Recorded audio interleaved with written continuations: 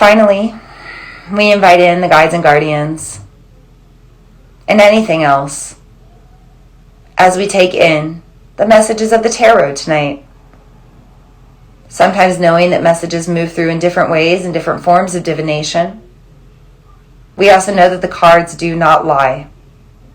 We trust in the reading that comes through tonight, and we let it soak in a way that we need to truly receive it.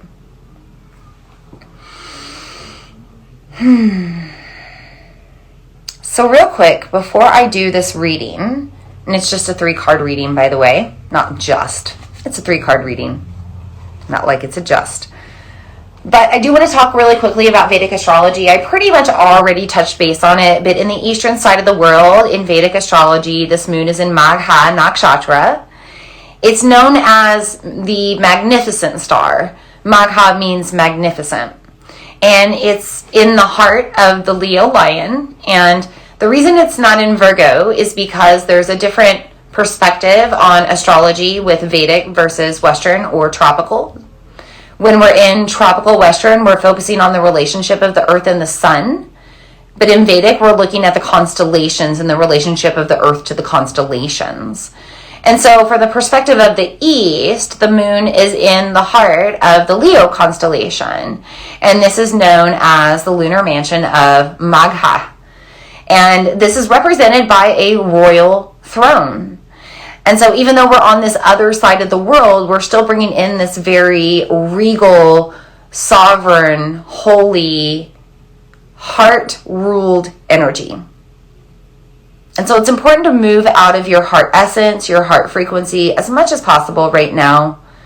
Throughout the rest of this lunar cycle, with this being the first full moon of the lunar year, I believe the next 13 moons we just threw out this next year, really set that standard to move out of our heart. And how do we do that? First and foremost, we breathe through it. Take those 3 sacred breaths and make them sacred before everything that you do. So before we do this tarot reading, our magical practice tonight, which is a very practical magic practice, is taking another 3 deep breaths so that you can really be in tune and present to receive whatever these cards have to say.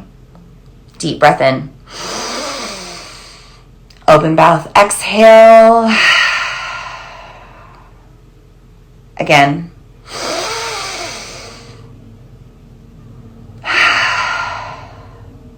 One more breath.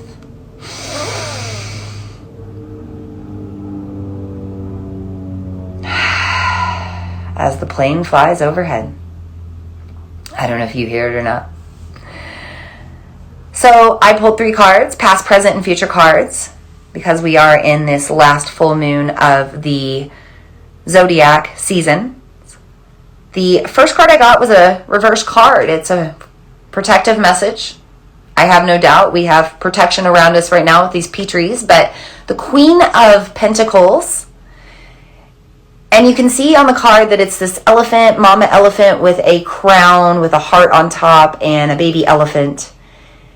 And the Queen of Pentacles, pentacle eye patch over her there.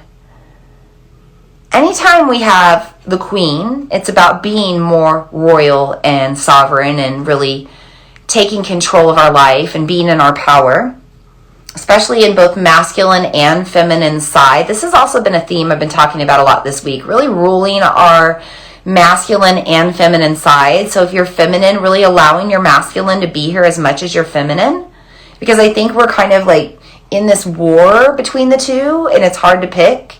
And same thing if you're male, allowing your feminine side to come through as much as your masculine.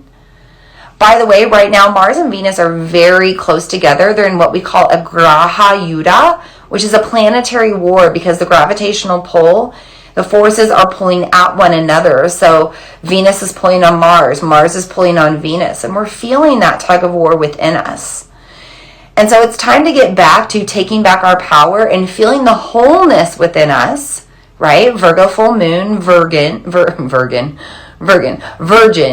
right? Virgo energy, wholeness, completedness of masculine and feminine side together, really letting the Kundalini rise and merge at all of your chakras. But when we pull the Queen of Pentacles in reverse, this also means that we have been giving more than we're receiving. It's time to take back our power. It's time to take back our energy. It's time to take back our time. Maybe we've just been giving out a lot of time, and it's time to give back a little bit of it to ourselves, or just find the worthiness in it. And I find that this is really interesting just for myself, because I've been giving away a lot for free. And it is a struggle, not going to lie. I run a business. I have to pay bills. So I have to figure out how much do I give away for free and how much do I not. And if you remember, I said in the Lunar New Year transmission, I thought about stopping the moon circles and going to my membership only and making them a paid for thing only. However, no, that doesn't uplift humanity. That doesn't serve my dharma. That's not living out of my heart, my higher purpose. That's living out of my money-fueled ego, thinking I have lack. I have enough, I have enough, I have enough. I will do this for free. I will nurture people for free. I will give them so much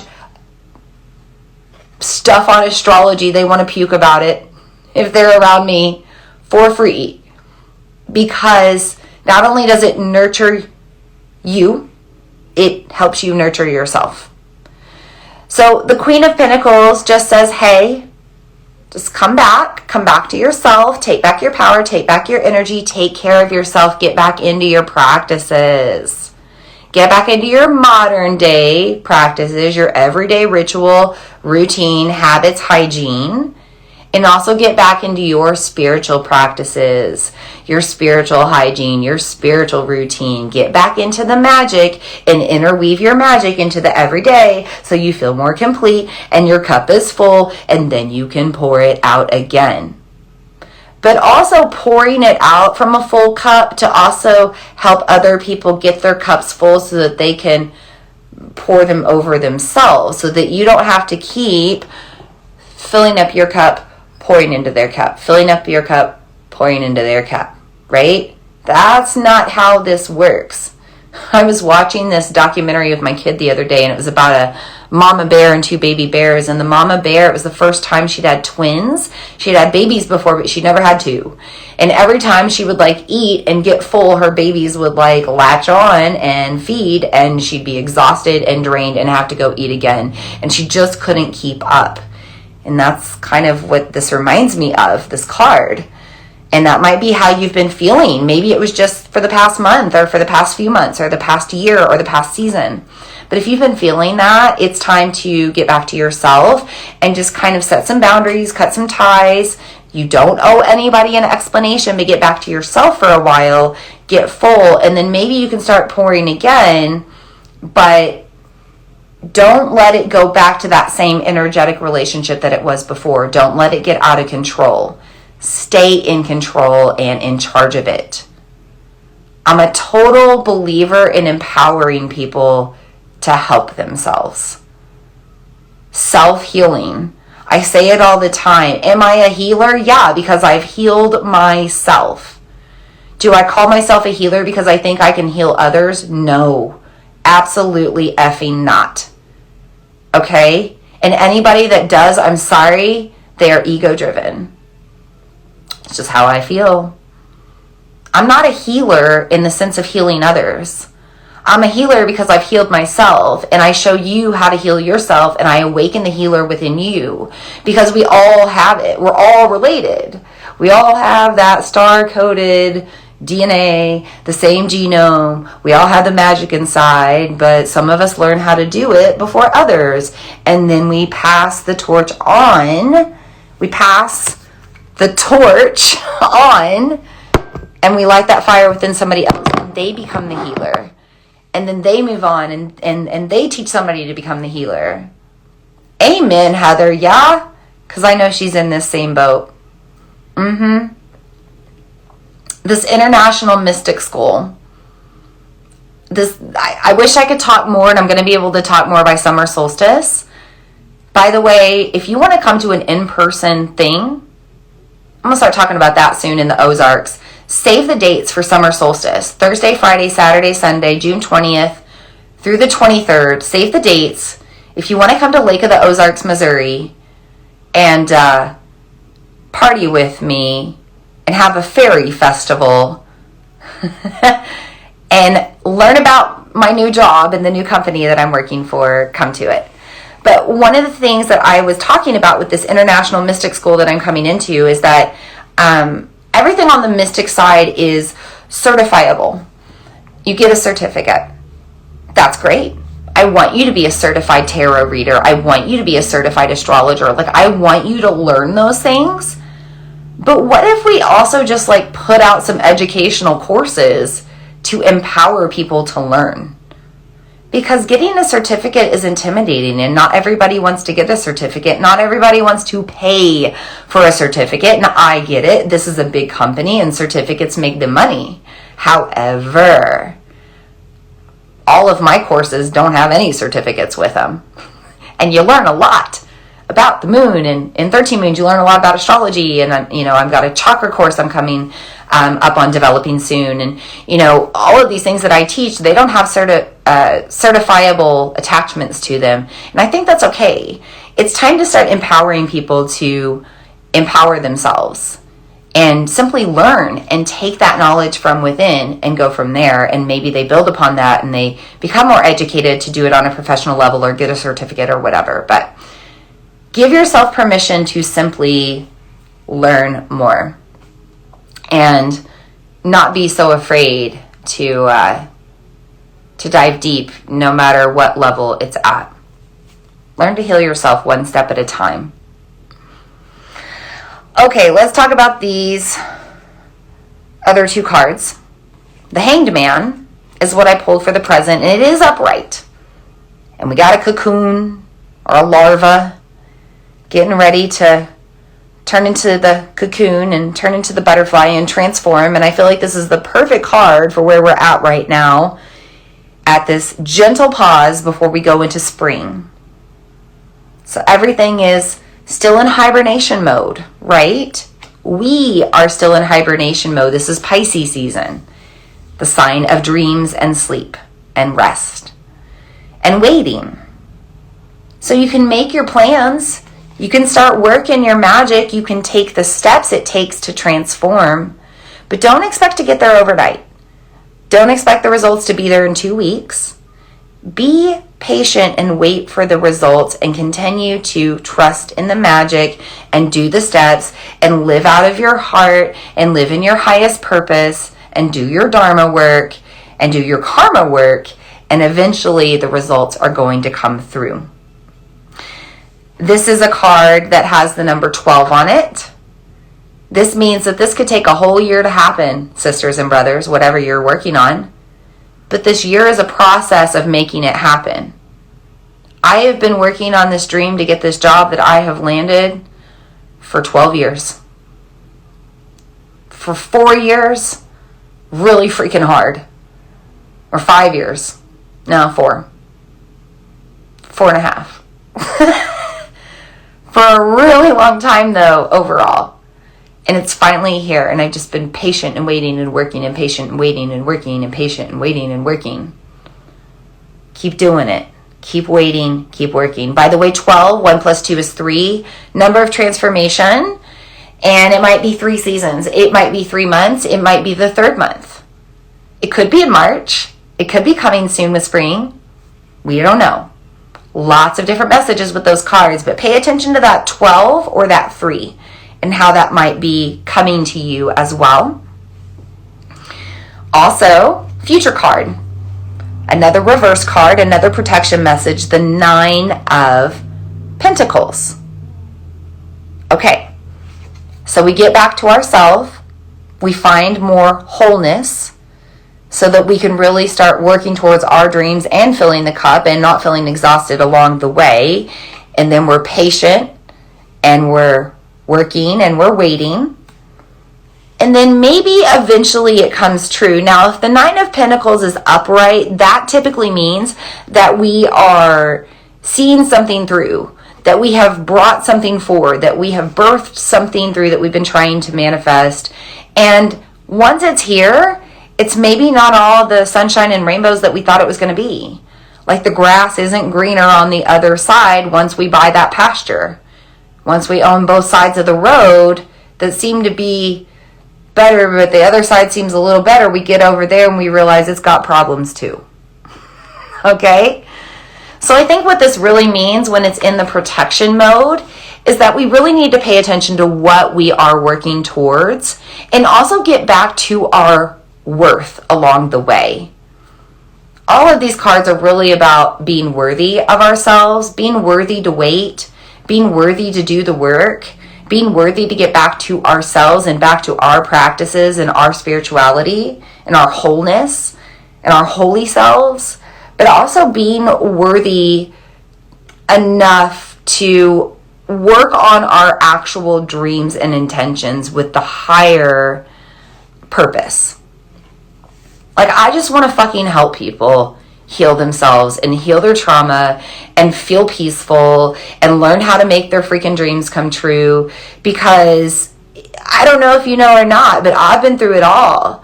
Like, I grew up in complete trauma and poverty. I'm talking dumpster diving at the Goodwill with my abusive mother for whatever we could find to fill our house with to feel like a home.